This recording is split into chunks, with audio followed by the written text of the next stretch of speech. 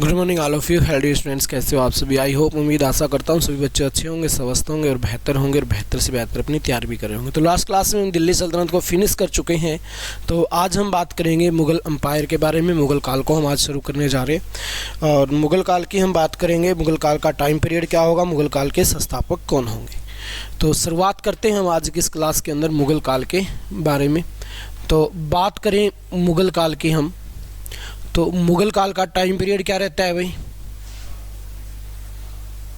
1526 से लेकर 1857 तक का क्या रहता है भाई, ये मुग़ल काल का टाइम पीरियड रहता है। इसके अंदर हम बात करें, एक तो उत्तर मुग़ल काल पढ़ेंगे और उसके बाद डाउनफॉल पढ़ेंगे, मुग़लों का पतन पढ़ेंगे। मुग़लों का पतन, मुग़लों का पतन कब से होना शुरू होता है भाई, 1707 से लेकर डाउनफॉल की अगर हम बात करें कब तक चलता है, ये 1857 तक ये चलता है भाई। मुग़ल काल के संस्थापक कौन हुआ करते थे, बाबर हुआ करते थे भाई। महत्वपूर्ण शासक संस्थापक की अगर हम बात करें तो ये थे बाबर भाई। और बाबर शासक कब बनता है, 1526 में शासक बनता है। और कब तक रहेगा ये बेचारा, 1530 तक क्या रहेगा भाई, ये शासक रहेगा। बाबर के बाद अगला शासक कौन बनेगा भाई, बाबर का होनहार पुत्र हुमायूं। हुमायूं का अर्थ है भाग्यशाली, लेकिन अपनी लाइफ का सबसे दुर्भाग्यशाली व्यक्ति ये था। 1530 से लेकर 1540 तक ये रूल करेगा। उसके बाद ये गायब हो जाएगा और फिर दोबारा आएगा कब, 1555 में, और फिर कब तक रहेगा, 1556 तक रहेगा। बीच में जो 15 साल का टाइम पीरियड आया, कौन से वाला भाई, 1540 से लेकर 1555 वाला जो टाइम पीरियड था, इस समय राजा कौन हुआ करता था, इस समय किसका रूल चलता था भाई। इस समय आता है आपका सूरी वंश भाई। और सूरी वंश के संस्थापक कौन थे, शेरशाह सूरी। आखिरी अफगान वंश कह लो या फिर दूसरा अफगान वंश इसको कह लो भाई, शेरशाह सूरी। और इसका वास्तविक नाम क्या था, वास्तविक नाम था इसका फरीद खान। उसके बाद जैसे ही शेरशाह सूरी यानी कि सूरी वंश समाप्त हो जाता है, तो एक बार फिर से हुमायूं क्या कर देता है, हिंदुस्तान के सिंहासन पर बैठ जाता है 1555 में। और फिर ये कब तक रहेगा, 1556 तक रहेगा। जैसे ही हुमायूं की मृत्यु हुई, लाइब्रेरी की सीढ़ियों से गिरने की वजह से, अगला जो रूलर बनता है वो कौन बनता है भाई, वो बनता है महान योद्धा अकबर। दिल्ली सल्तनत का अकबर किसको कहा जाता है भाई,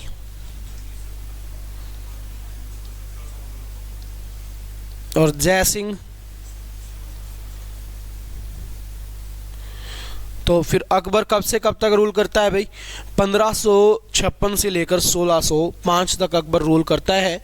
और यहाँ पे हम बात करें 1556 में ही क्या होता है, पानीपत का दूसरा युद्ध। पानीपत का पहला युद्ध कब हुआ, 1526 में। पानीपत का दूसरा युद्ध कब हुआ, 1556 में। पानीपत का तीसरा युद्ध कब हुआ, 1761 में पानीपत का तीसरा युद्ध।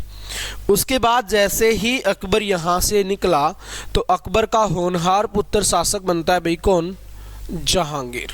जहांगीर बड़ा अच्छा व्यक्ति हुआ और ये शासक कब बना भाई, 1605 के अंदर जहांगीर शासक बना। और कब तक रहता है, ये रहता है 1627 तक।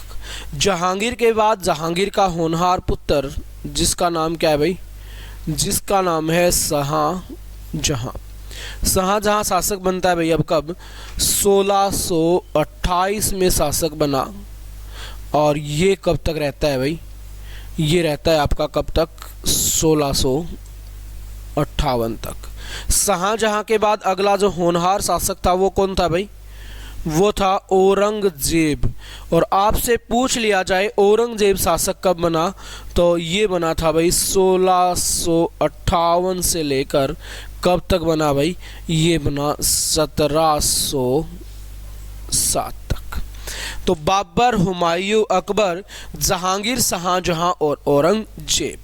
औरंगजेब के बाद मुगलों का क्या हो जाएगा, पतन शुरू हो जाएगा, डाउनफॉल स्टार्ट हो जाएगा, कोई काम के ये नहीं रहेंगे, बिल्कुल निकम्मे व्यक्ति होंगे भाई। अब इसकी बात करें हम यहाँ पे, इनकी चर्चा करें तो क्वेश्चन आता है सीक्वेंस में लगाओ।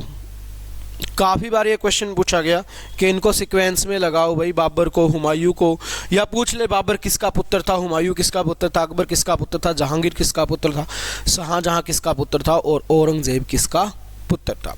उसके बाद जैसे ही औरंगजेब की मृत्यु हुई 1707 ईस्वी के अंदर, तो औरंगजेब की मृत्यु के साथ ही मुगलों का क्या हो गया, पतन शुरू हो गया। मुगल कोई काम के नहीं, जितने शासक आए सारे के सारे क्या थे, निकम्मे थे। तो आपसे मुगलों का पतन पूछा जाता है, किस शासक के बाद मुगलों का पतन हुआ स्टार्ट, तो औरंगजेब के बाद। आखिरी मुगल बादशाह कौन था, अगला जो क्वेश्चन बनेगा फिर बनता है आखिरी मुगल बादशाह कौन था भाई।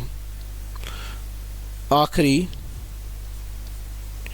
मुगल बादशाह आपसे पूछ लिया जाए तो कौन है आखिरी मुगल बादशाह, है कुछ ध्यान में? बहादुर शाह जफर सेकंड भाई। ये क्या है, ये है आखिरी मुगल बादशाह। इसकी अगर हम बात करें भाई, इसकी क्या करें, हम चर्चा करें आखिरी मुगल बादशाह बहादुर शाह जफर सेकंड की, कब शासक बना ये, 1837 में। कब तक रहेगा, 1857 तक। ये एक शायर भी हुआ करता था भाई। दो क्वेश्चन बनेंगे, आखिरी पावरफुल मुगल बादशाह कौन था, औरंगजेब, और आखिरी मुगल बादशाह बहादुर शाह जफर सेकंड। ध्यान में रखना, फर्स्ट सेकंड वहाँ पे इकट्ठे मिलेंगे आपको, और कहीं आप बहादुर शाह जफर देखो और देखते ही टिक कर दो। तो ये जरूर ध्यान में देखना, जब इस प्रकार के क्वेश्चन आते हैं तो कौन से की बात कर रहा है, फर्स्ट की या सेकंड की बात कर रहा है। तो ये हो गया। अब हम बात करें बाबर की। बाबर ने किया था भारत में किसकी स्थापना भाई, मुगल काल की स्थापना की थी, कैसे की थी? आपको पता है 1526 का एक युद्ध हुआ था, जिसको हम किस नाम से जानते हैं, पानीपत के नाम से जानते हैं। तो पानीपत का प्रथम युद्ध हुआ 1526 में। किसको पराजित करने का कार्य किया, इब्राहिम लोदी को पराजित करने का कार्य किया था किसने, बाबर ने। और हिंदुस्तान के सिंहासन पर क्या कर लिया था इसने, अधिकार कर लिया था भाई। चलिए उसके बाद हम आगे बढ़ें और अब हम बात करते हैं किसकी, होनहार शासक बाबर की बात करेंगे भाई। बाबर बड़े महान शासकों में से एक रहा। बाबर शासक कब बना, 1526 में। और ये बेचारा कब तक रूलर रहा भाई, 1530 तक क्या रहता है, बाबर रूलर रहता है, बाबर रहता है शासक। अब इस बाबर की बात की जाए, इसकी हम चर्चाएं अगर करें, थोड़ी सी बहस कर ले इस बाबर पे बेचारे पे, तो बाबर का जन्म कब हुआ, 16 फरवरी, 14 फरवरी 1483। वैलेंटाइन डे का गिफ्ट हुआ करता था भाई बाबर। 14 तारीख को क्या हुआ था, इसका जन्म हुआ था। आपसे पूछ लिया जाए इसके पिताजी कौन थे, इसके होनहार पिता हुआ करते थे, जिनका नाम क्या था भाई, जिनका नाम था उमर शेख मिर्जा। क्या नाम था भाई, उमर शेख मिर्जा क्या था, इनके पिताजी का नाम था, ये आपको पता होना चाहिए। तो कौन थे इनके पिता, उमर शेख मिर्जा क्या हुआ करते थे भाई, इनके पिता हुआ करते थे। कब की बात है ये बात है बाबर के समय की। इसके पिता, माता आपसे पूछ ली जाए तो इसकी माता कौन हुआ करती थी भाई,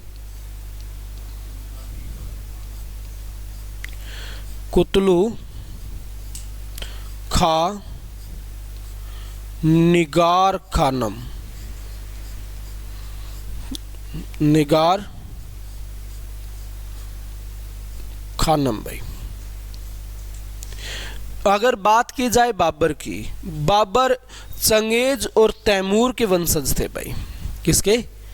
चंगेज के और तैमूर के वंशज थे बाबर। तो ये भी एक क्वेश्चन आपका बन जाता है। जो कुतुलु खान निगार खानम थी ये तैमूर की तरफ से थी और उमर शेख मिर्ज़ा किसकी तरफ से था? चंगेज मंगोलों की तरफ से था। तो इनके वंशज हुआ करता था। अब दोनों ही बड़े खतरनाक व्यक्ति थे। तैमूर ने भारत पे अटैक कब किया था? 1398 में। किसके शासनकाल में? नसरुद्दीन मोहम्मद तुगलक के शासनकाल में।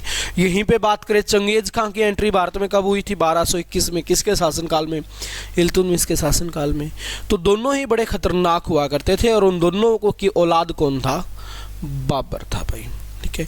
तो इसकी दादी हुआ करती थी एक, अगर आपको पता हो, क्या नाम था?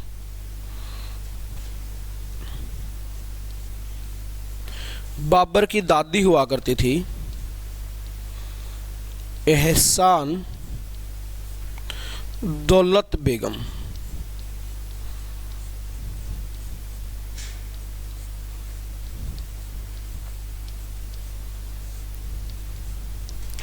अब बाबर यहाँ पे जन्म हो चुका है भाई। दादी जी इसकी गुरु भी थी। दादी इसको बड़ी अच्छी अच्छी शिक्षाएं देती थी। पिता उमर शेख मिर्जा, माता कौन थी? कुतुलु खान निगार खानम इसकी माता हुआ करती थी। जन्म कब हुआ? 14 फरवरी 1483 को। बाबर का बचपन से ही एक सपना था। बाबर जब महज 7 वर्ष की आयु में था तो 7 वर्ष की आयु में बाबर सारी की सारी युद्ध कलाओं में एक्सपर्ट था। सारी की सारी क्या थी भाई? ये युद्ध कलाओं में एक्सपर्ट था मात्र 7 वर्ष की आयु में। और इसी समय बाबर पूरे समय क्या रहता था? बिजी रहता था। कहाँ पे? युद्धों में। टेंशन हो गई किसको? उमर शेख मिर्जा को। उमर शेख मिर्जा को टेंशन हो गई भाई, ये ऐसे कैसे हो गया? ऐसे तो नहीं होना चाहिए। अभी से ये बच्चा युद्धों में इतना बिजी हो गया तो आगे चलकर क्या करेगा? तो एक दिन इसको अपने पास बुलाया और उसको कहा कि बेटा तू चाहता क्या है? मैं तेरे को जब भी देखता हूं तो युद्धों में ही बिजी रहता है, ऐसा क्या करना चाहता है? क्या करना है तेरे को? तो फिर इसने कहा था कि पिताजी जो अपना ये फरगना है ना, इस फरगना में मेरा काम नहीं चलेगा, मेरे को तो चाहिए पूर्व में स्थित भारत। तो ये अधिकार करना चाहता है कहाँ पे? भारत पे। तो पूर्व में स्थित इसको भारत चाहिए भाई। किसको? बाबर को। ये है इस बंदे की मंशा। अब इसकी बात करें हम तो आपसे पूछ लिया जाए उमर शेख मिर्जा कहाँ का शासक हुआ करता था, तो आप कहोगे सर छोटी सी रियासत फरगना का ये शासक हुआ करता था भाई। फरगना का शासक था कौन? उमर शेख मिर्जा। ये एक इम्पोर्टेंट क्वेश्चन यहाँ से बन जाता है कि कहाँ का शासक हुआ करता था बाबर? फरगना का शासक हुआ करता था। अब बाबर को बनना है शासक, और शासक बनते ही बाबर क्या करेगा?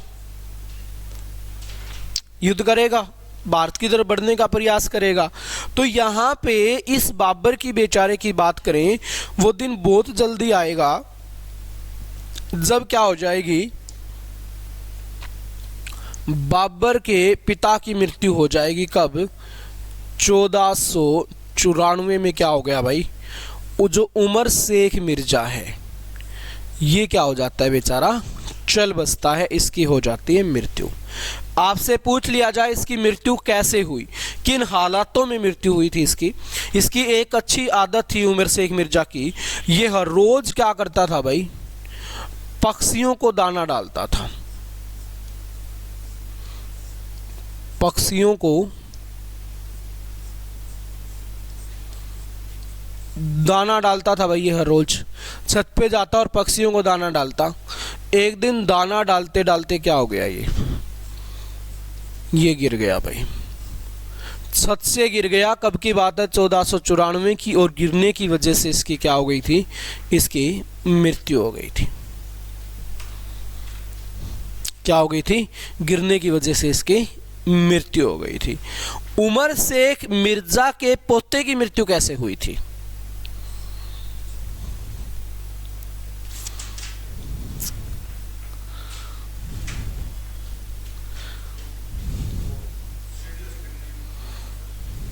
कौन था इसका पोता? तो वो भी ढूंढना पड़ा।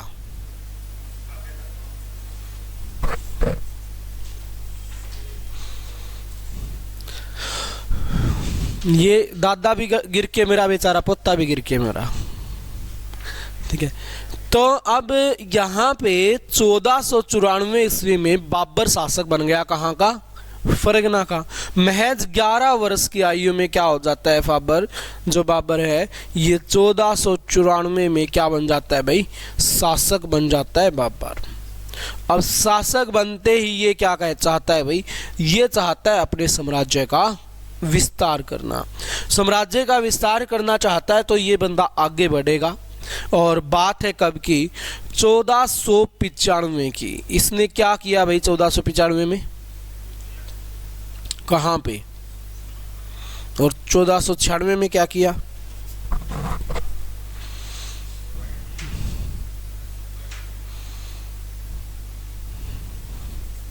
चौदह सौ 95 में इसने क्या कर दिया भाई?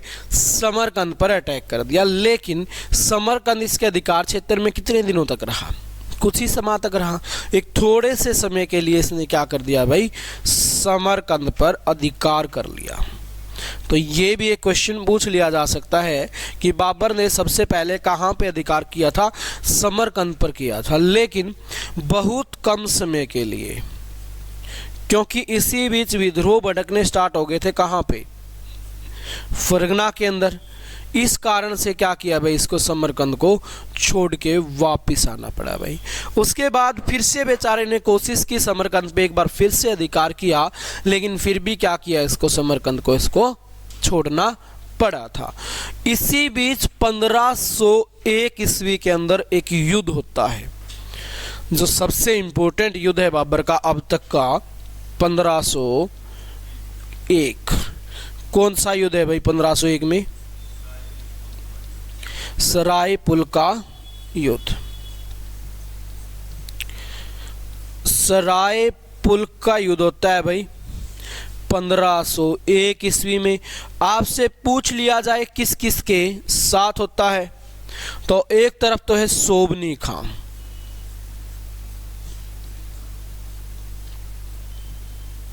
एक तरफ कौन है? सोबनी खां है भाई, और दूसरी तरफ कौन है? बाबर है। यहां पे कौन हार जाता है भाई? बाबर यहां पे हार जाता है। और बाबर यहां पे हार गया, उसके बाद जो सोबनी खां है ये बाबर के पूरे परिवार को क्या कर लेता है? बंदी बना लेता है। बंदी बना लेता है और बाबर के सामने एक शर्त रख देता है कि भाई देख, बात सीधी ये है, तेरे को अगर तेरा परिवार जीवित चाहिए, तेरे को तेरा परिवार बचाना है, तो तू है ना तेरी बहन के साथ मेरी शादी करवा दे। क्या कहा? कि तू तेरी बहन के साथ मेरी शादी करवा दे, तेरे लिए यही अच्छा होगा। तो फिर बाबर करवाएगा बाबर, बिल्कुल जाहिर बात है भाई। तो सोबनी खां के साथ बाबर अपनी बहन की शादी करवा देता है, बदले में अपने परिवार को बचा लेता है।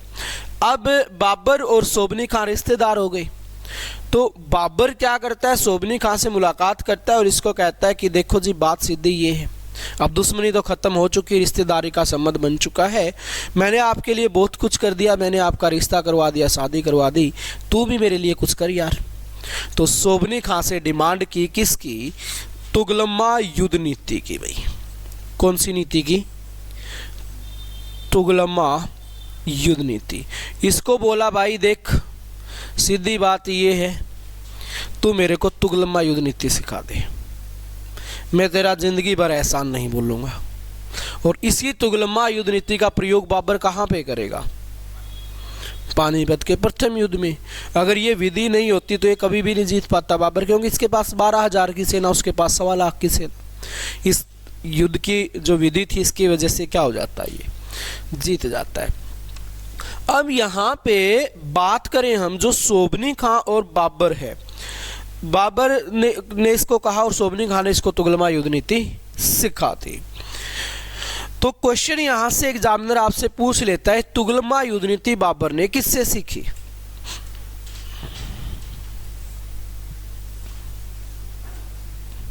सोबनी खां से सीखी। सोबनी खां ऑप्शन में ना हो तो,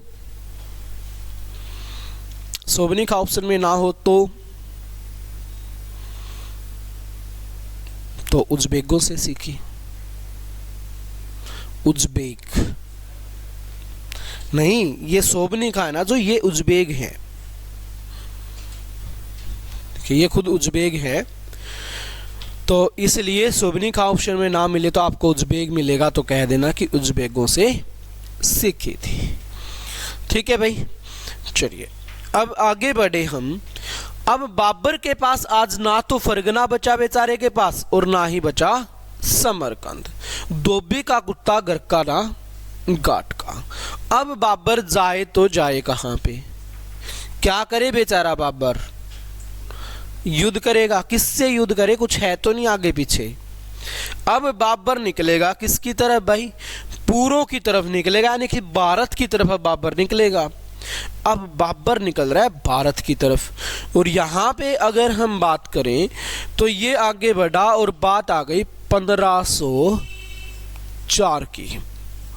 1504 ईस्वी की अगर हम बात करें तो बाबर क्या कर लेता है भाई, बाबर कर लेता है काबुल पर अधिकार।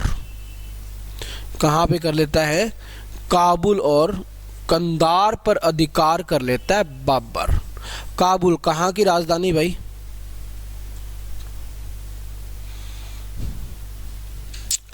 अफगानिस्तान, सुना है नाम, तो की बात है, क्या क्या सुन रखा है अफगानिस्तान के बारे में। भारत की सीमा रेखा कितनी लगती है अफगानिस्तान के साथ, थोड़ी बहुत तो लग गए, 106 किलोमीटर। तो बाबर 1504 में क्या कर लेता है भाई, काबुल और कंधार पर अधिकार कर लेता है। यहां से क्वेश्चन आपके बनेंगे अच्छे खासे, काबुल और कंधार से काफी सारे क्वेश्चन यहां से बनेंगे, नोट करके लिख लीजिए। काबुल और कंधार पर पहली बार अधिकार करने वाला पहला शासक कौन था, ये था जी पहला शासक बाबर। उसके बाद हुमायूं शासक बनता है। हुमायूं क्या करता है,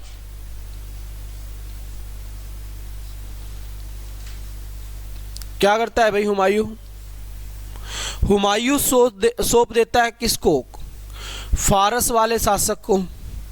फारस का एक शासक हुआ करता था तातहमस।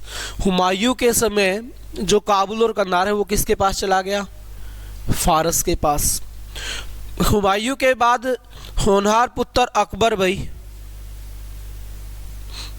अकबर क्या कर लेता है, काबुल कंधार पर दोबारा से पुनः अधिकार कर लेता है 1685 के अंदर, सॉरी 1585 के अंदर। उसके बाद अकबर का होनहार पुत्र जहांगीर भाई, जहांगीर फिर से इसको गवा देता है एक बार 1622 के अंदर। जहांगीर के शासनकाल में काबुल और कंधार फिर से क्या हो जाता है, छीन जाता है। जहांगीर के बाद अगला शासक बनता है शाहजहां। सुना हुआ नाम है शाहजहां का।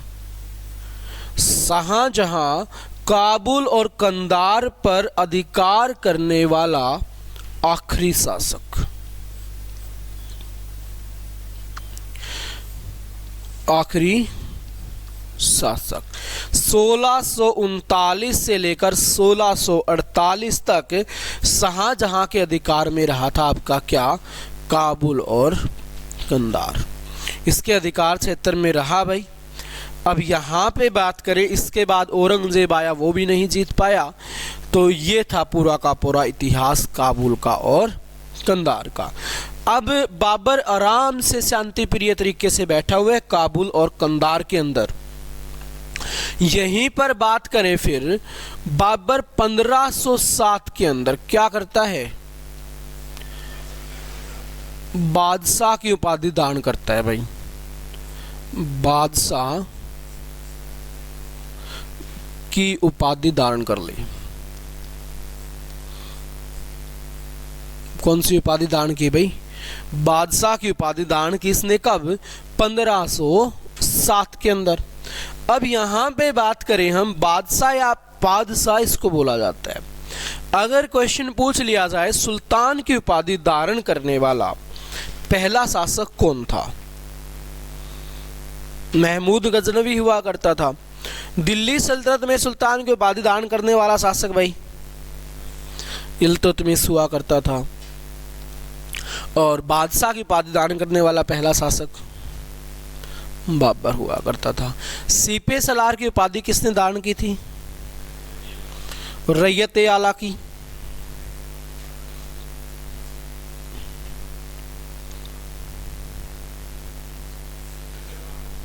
खिजर खान है। कौन था खिजर खां? और दौलत खां का या तैमूर लंका?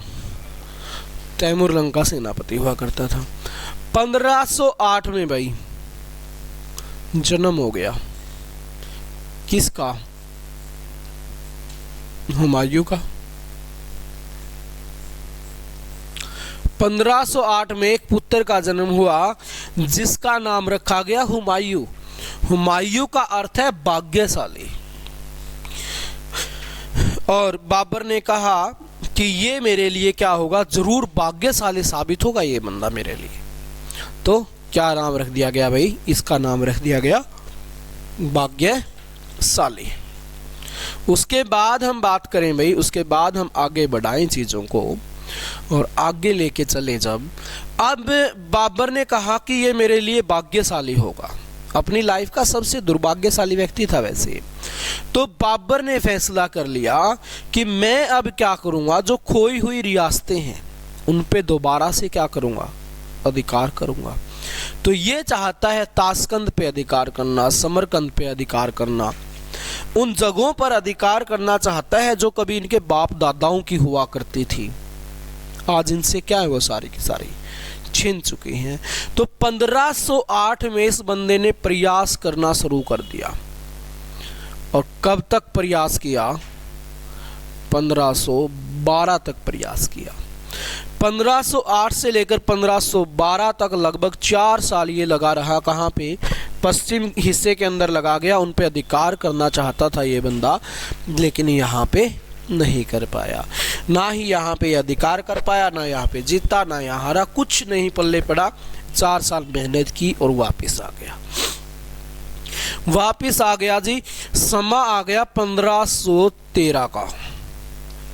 अब 1513 में क्या हुआ फिर? बैठ के सोचा कि बाबर तूने करना क्या था और तू कर क्या रहा है। बाबर को करना क्या था? भारत पे अधिकार, लेकिन कर क्या रहा है? कुछ और ही कर रहा है। आना पूर्व की तरफ है, जा कहां पे रहे? पश्चिम की तरफ। जिनसे रास्ते जाना ही नहीं है वहां पे करने क्या गया? तो समझ में आ गई कि बाबर यार तेर तो होगी गलती, ऐसे नहीं करना चाहिए था। अब इसने फैसला कर लिया कि अब मैं जाऊंगा वापस कहां पे? भारत में जाऊंगा जी। अब ये बढ़ेगा भारत की तरफ। और बाबर का भारत में पहली बार अटैक कब होता है?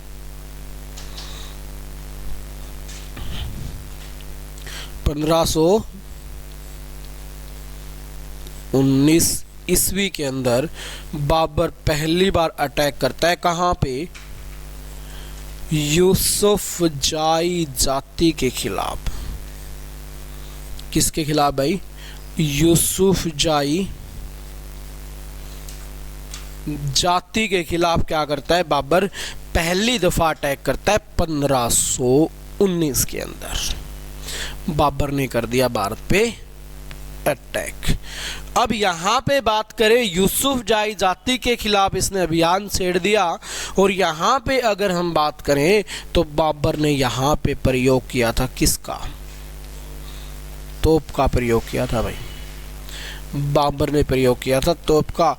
तो आपसे क्वेश्चन पूछ लिया जाए, बाबर ने भारत में पहली बार तोप का प्रयोग कब किया? 1519 में। किसके खिलाफ? यूसुफजाई जाति के खिलाफ। उसके बाद हम बात करें भाई, एक मिनट भाई,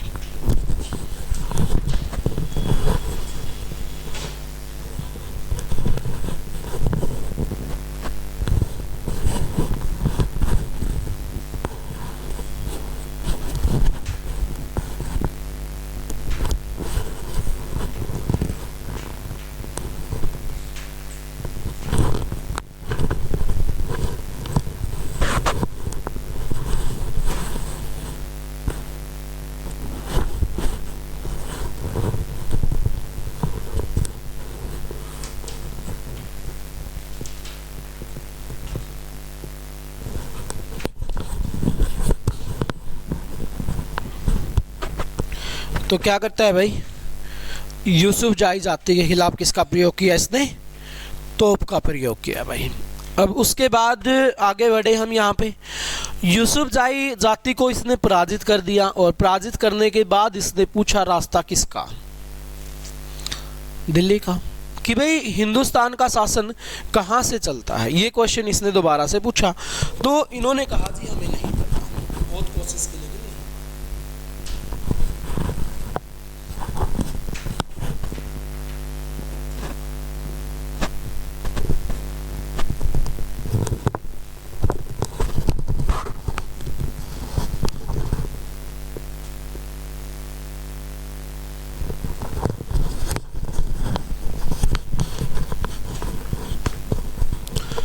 ये यहाँ पे क्या करता है भाई, यूसुफजाई जाति के खिलाफ अभियान चला देता है। जीत गया। जीतने के बाद रास्ता पूछा, इन्होंने नहीं बताया, मारपीट की। अब वापस जाएगा तो साथ में क्या लेके जाएगा? धन दौलत वगैरह लूट के लेके जाएगा भाई। उसके बाद पेशावर पर, सियालकोट पर ये अटैक करेगा। उसके बाद ये बंदा अटैक करेगा पंजाब पर, और पंजाब में कौन बैठे हुए हैं? आलम खां लोधी और दौलत खां लोधी। दो किसके रिश्तेदार है? दोनों इब्राहिम लोधी के। अब दोनों इब्राहिम लोधी के रिश्तेदार हैं तो दोनों ही चाहते हैं क्या करना? इब्राहिम लोधी को रास्ते से हटा दो भाई, और हम क्या करते हैं, सिंहासन पर बैठ जाते हैं। दोनों व्यक्तियों की मंशा है ये, लेकिन दोनों करें तो क्या करें? इकट्ठे हो तो भी इसको पराजित नहीं कर सकते। एक चाचा हो गया और एक सेनापति हो गया, सूबेदार हो गया।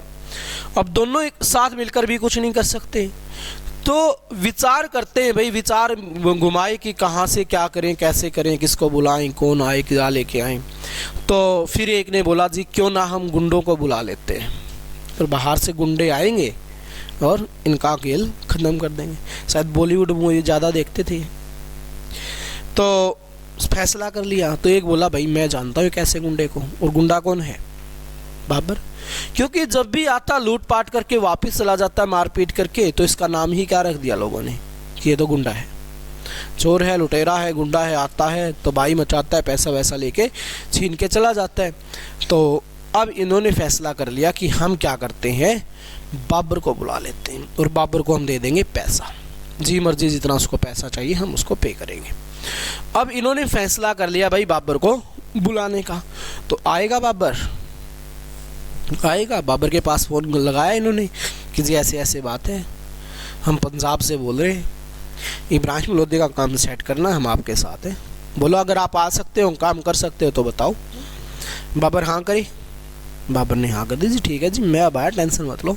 लेकिन फिर बाबर ने सोचा भाई तूने हाँ तो कर दी, लेकिन कहीं ऐसा ना हो कि तू जाए और जाते ही तेरा चैप्टर क्लोज हो जाए। एक बार पता तो कर ले, हिंदुस्तान का सुल्तान है, कोई ऐसा ऐरा गहरा नत्थु गहरा नहीं कि तू जाएगा और जाते उसको पराजित कर देगा। तो वापस को लगाया इनके पास, पूछा भाई एक बार बताओ, इन्फॉर्मेशन दो मेरे को, इसके पल्ले क्या है।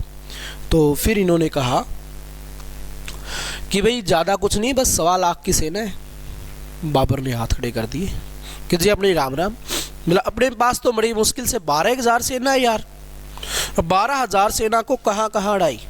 हमसे नहीं होगा जी ऐसा कुछ भी, हम नहीं करने वाले। तो अब यहाँ पे इन्होंने कर दिया ऐसा, मना कर दिया। फिर बेचारों की उम्मीद टूट गई, करें तो करें क्या। फिर इनको याद आई किसकी, राणा सांगा की। राणा सांगा इब्राहिम लोधी को 2 बार पराजित कर चुका है। कहाँ पे, खतौली के युद्ध में, खतौली के युद्ध में पराजित कर चुका है भाई।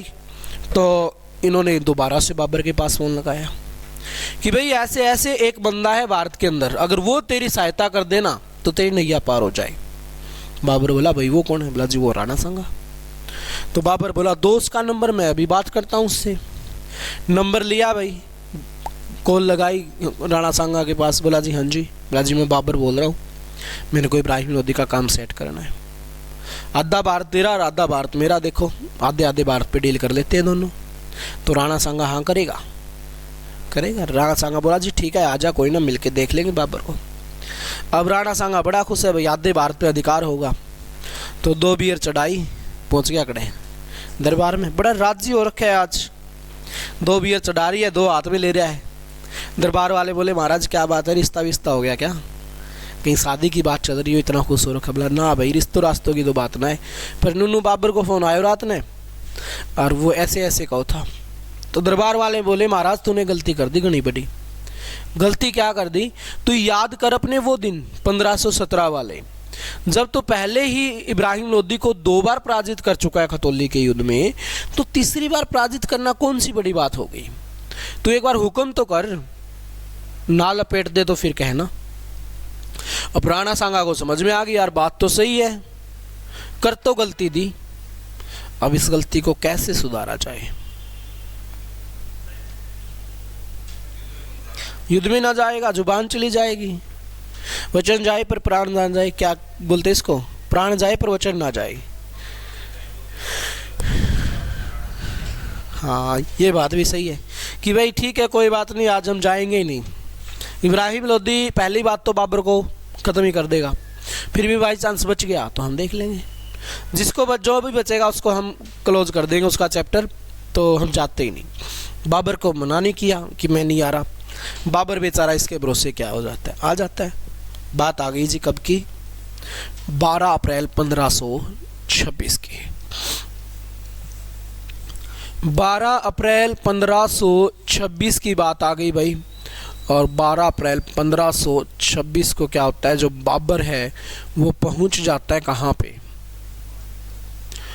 पानीपत के युद्ध में। पानीपत पहुंच गया भाई, पानीपत के मैदान में। यहीं पे बात करें 14 अप्रैल 1526 कौन पहुंच गया, इब्राहिम लोदी पहुंच गया भाई। बाबर वेट कर रहा है किसका, राणा सांगा के पास वेट कर रहा है भाई। और राणा सांगा का फोन बिजी आ रहा है, फोन नहीं लग रहा, ब्लैक लिस्ट में डाल दिया। बाबर कॉल पे कॉल लगाए जा रहा है, राणा सांगा टेंशन फ्री है, आराम से लस्सी पी के सोया हुआ है। तो वो आराम से सो रहा है, बाबर की टेंशन की बेटा तू गया, तूने चैलेंज कर दिया इब्राहिम लोदी को, तेरे को छोड़ेगा नहीं, और जिससे उम्मीद थी वो आ नहीं रहा। अब ये हो गई समस्या भाई। उधर वो आलम खा दौलत खा लोदी नहीं आ रहे, उधर राणा सांगा नहीं आ रहा। फंस गया बाबर का। क्या सोचा बेटा तू गया, मारेगा तेरे को, छोड़ेगा नहीं ये बंदा। लेकिन आ गया तो अब कर भी क्या सकता है, कर कुछ सकता नहीं। तारीख आ गई जी कब की, 21 अप्रैल 1526। 21 अप्रैल 1526 को क्या हुआ, पानीपत का प्रथम युद्ध हुआ। पानीपत का प्रथम युद्ध हुआ भाई। कब हुआ पानीपत का प्रथम युद्ध, 21 अप्रैल 1526 को। अब हो गया जी पानीपत का प्रथम युद्ध। पानीपत के प्रथम युद्ध में क्या करेगा बाबर, यहां पे प्रयोग करेगा तुगलमा युद्ध नीति का। क्या थी ये तुगलमा युद्ध नीति,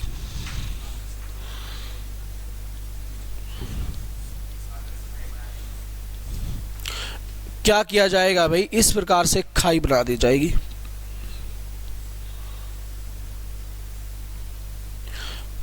खाई बना दी, इसको ढक दिया गया किसी चीज के थ्रू, ताकि सैनिक आए और खाई में गिर जाए। यहां पे बाबर ने तोप लगा दी, यहां पे खड़े कर दिए सैनिक, आगे ज्यादा हाइट वाले, पीछे कम हाइट वाले। अब 12,000 की सेना 3 दिशाओं में फैला दी, और आगे ज्यादा हाइट वाले और पीछे कम हाइट वाले। इब्राहिम लोदी को होगी टेंशन। इब्राहिम लोदी के टेंशन क्या हुई, ये हुई कि यार हमारे पास तो 1.25 लाख की सेना तो एक दिशा में खड़ी है, इसके पास कितनी सेना है जो 3 दिशाओं में खड़ी है। और पता नहीं इन्होंने तो अलग किस्म का जुगाड़ भी रख रखा है साइड में, इब्राहिम लोदी को इसका पता ही नहीं है। तो अब यहाँ पे युद्ध हो गया स्टार्ट। युद्ध स्टार्ट हुआ, सैनिक आए, सैनिक आगे आते खाइयों में गिर जाते। अभी ये बेचारे सैनिक खाई में गिरे। इब्राहिम लोदी की फिर टेंशन बढ़ी, यार सैनिक जा तो रहे हैं लेकिन जाते जाते गायब हो जाते हैं, कोई ज़रूर जादू होगा इसके पास। तो इब्राहिम लोदी आधा तो तभी हार गया था जब इस प्रकार की बातें वो सोचने लगा। अब तोप लेके रखी हैं तो तोप चला दी गई। भाई तोप के गोले कहाँ पे गए? हाथी घोड़ों के बीच में पड़े, और हाथी घोड़ों ने इतनी तेज विस्फोटक आवाज सुनी नहीं थी। तो यहाँ पे क्या हुआ फिर? हाथी घोड़ों में मच गई भगदड़, और भगदड़ में क्या हुआ? इब्राहिम लोदी पड़ गया। अब इब्राहिम लोदी को गिरफ्तार कर लिया जाता है, और यहाँ पे इब्राहिम लोदी की क्या कर दी जाती है भाई? हत्या कर दी जाती है। इब्राहिम लोदी मारा गया। दिल्ली सल्तनत का एकमात्र शासक इब्राहिम लोदी, जो क्या होता है युद्ध स्थल पर मारा जाता है। कौन से युद्ध में मारा गया? पानीपत के प्रथम युद्ध के अंदर क्या हो जाता है भाई? बाबर मारा जाता है। उसके बाद बाबर क्या कर लेता है? दिल्ली पे कर लेता है अधिकार, और दिल्ली को बना लेता है अपनी। नहीं, इब्राहिम लोदी मारा गया भाई, बाबर बोल दिया क्या? इब्राहिम लोदी मारा गया। और फिर बाबर दिल्ली पे अधिकार कर लेता है, दिल्ली को अपनी राजधानी बना लेता है। 1526 में भारत में नींव डाल देता है किसकी? मुगल वंश की। तो मुगल वंश की शुरुआत होती है अब 1526 के अंदर। अब बाबर बन गया शासक। शासक बन गया तो बाबर क्या करेगा?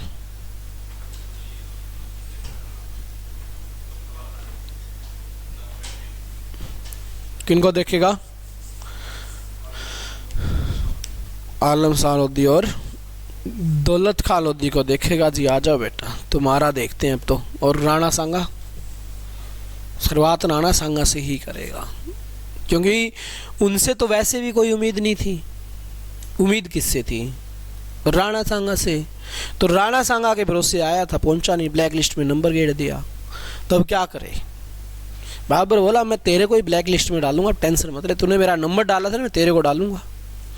तो अब 1527 के अंदर बाबर अटैक करेगा राणा सांगा पे, लेकिन बाबर गलती कर देगा। वहां पे बाबर अपनी सेना को भेज देगा। क्यों? बाबर में घमंड आ चुका है कि भाई इतने महान योद्धा को पराजित कर दिया तो राणा सांगा कौन से खेत की मूली है। लेकिन बाबर को नहीं पता था बड़े पाके हुए खेत की मूली है, तेरी ईंट से ईंट बजा देगा। सेना को भेज दिया, सेना को कर दिया पराजित। बाबर भगा भगा के कुट्टे सेना को। और राणा सांगा बड़ा अच्छा इंसान था, जब वो तलवार चलाता था ये नहीं देखता था सामने कौन है, कहाँ पे लग रही है, बस काटता हुआ आगे बढ़ता। अब सेना को पराजित कर दिया बुरी तरीके से बयाना के युद्ध में फरवरी 1527 में। किसने? राणा सांगा ने बाबर की पूरी सेना को पराजित कर दिया। उसके बाद बाबर कहोगे टेंशन यार, तू तो राणा सांगा को हल्के में ले गया। अगले महीने फिर गया मार्च 1527 में। युद्ध हुआ कौन सा? खानवा का युद्ध। खानवा के युद्ध में बाबर ले गया सेना को, और सेना ने युद्ध करने से मना कर दिया कि महाराज ये तो आधो पागल इंसान है, ये जब काटना शुरू करता है ना तो देखता नहीं कहाँ से काटना और कहाँ से छोड़ना, हम युद्ध नहीं करने वाले। तरह तरह के लालच दिए बाबर ने, फिर आखिरी में जिहाद का नारा दिया। कहीं जाकर फिर क्या हुआ? युद्ध स्टार्ट हुआ जिसमें राणा सांगा क्या हो जाता है? पराजित हो जाता है। ठीक है, उसके बाद जो दौलत खां लोदी है और अफगान है, इनका क्या करेगा? ये दमन करेगा। और फिर 1530 में बेचारा क्या हो जाएगा?